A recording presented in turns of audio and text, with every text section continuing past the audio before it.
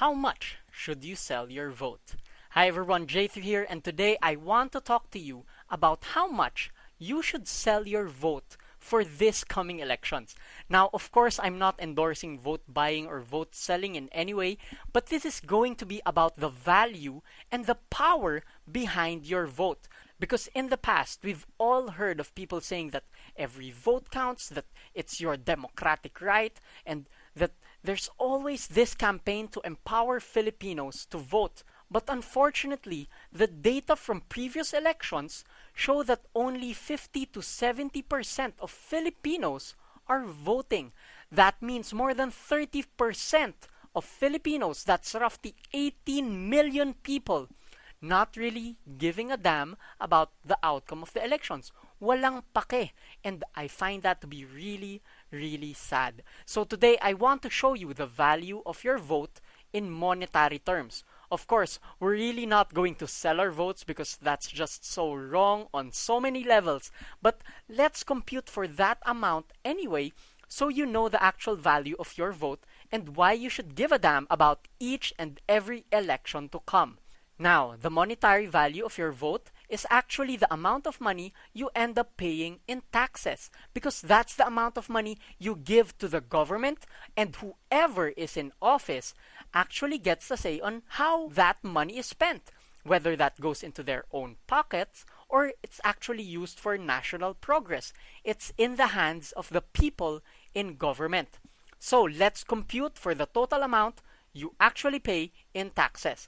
There are two major taxes every one of us pays. First is income tax, and that ranges from 0% to 32% depending on your income, kung anong tax bracket mo.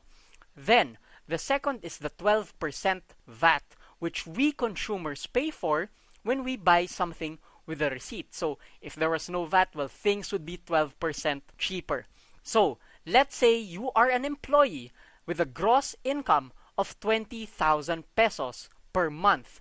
Using the tax estimator, the tax calculator of BIR, the income taxes you are paying monthly should be in the vicinity of around 2,683 pesos. Again, that's an income tax of 2,683 pesos per month.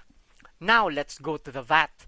If your pay is 20,000 pesos, the taxes withheld is 2,683 pesos.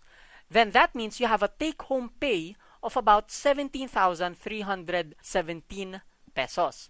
Now, of course, your take-home pay, you spend the money, and wherever you spend the money, you also pay the 12% VAT. Now, let's just assume that you spend all of your take-home pay. This means that the amount that goes into VAT is 12% of 17,317 pesos. It's an additional 2,078 pesos. Okay, so I already gave you a lot of numbers. So let me recap. With your gross income of 20,000 pesos a month, the taxes you pay for income tax is 2,683 pesos per month. And when you spend your take-home pay, the additional 12% VAT is 2,078 pesos.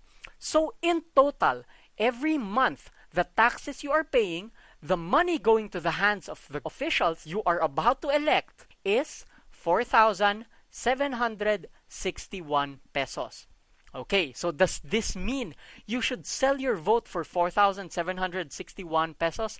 Not quite, because you vote once, but the elected officials, they are in control of your money for the next 6 years. This means that the value of your vote in the coming elections is not just 4,761 pesos, but times 12 months, times 6 years. This is a total of, and I hope you're ready for this, the total is 342,792 pesos. That is the value of your vote. My goodness! You know what? When I computed for this number, I didn't know what to say, because in the past, I've been hearing of people selling their votes for just 500 pesos, 1,000 pesos, 2,000 pesos, where in fact, the value of your vote is 300 times more than that. Now, of course, I'm not suggesting that in the coming elections, when someone tries to buy your vote na, bibilin ko boto mo, 2,000 pesos, magne-negotiate ka, hindi, 342,000 yung boto ko eh. You know, don't bargain. Or I'm not suggesting that you post your vote on buy and sell websites online, post mo sa Sulit, post mo sa OLX. No, nothing like that. Please, let's not get obsessed with the numbers or the thought that some people's votes are more valuable than others dahil iba naman yung binabayad ng mga tao in terms of taxes, that it's not a democracy if that's not the case, and things like that. Please, let's not focus on that. The reason why I wanted to give you this monetary figure is so you can really think about your vote as an investment. Think about it as an investment. Imagine that you have 342,000 pesos right now. How much time and analysis and research will you spend before you actually choose your investment vehicle? Gaano katagal mo pag-iisipan yun kung meron kang 342,000 pesos ngayon? So I hope you'll really give it some serious thought. And that's the way I want you to approach who to vote for this coming elections. Approach it like an investment. Because whoever wins this coming elections will be your tax manager. Siya yung magiging fund manager nung pera mo, nung pera na binibigay mo, yung pera na binabayad mo sa government. They will be in charge of how your tax money is spent. So this episode, it's really a call to be an informed and a diligent investor and voter. This coming elections, let us not just depend on the media, the advertisements, or the slogans, yung mga taglines, yung mga one-liners, or gossip about the candidates, or kung sino yung pinakasikat. No.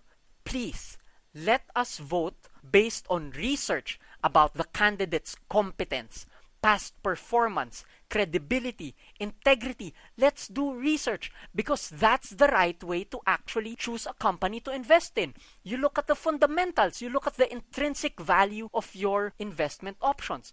And I honestly believe that when Filipinos vote as if they were really investing, we would have much better people in office right now. Your vote this coming elections is going to be the biggest investment you will make over the next 6 years. So do your due diligence, research, and make your vote count.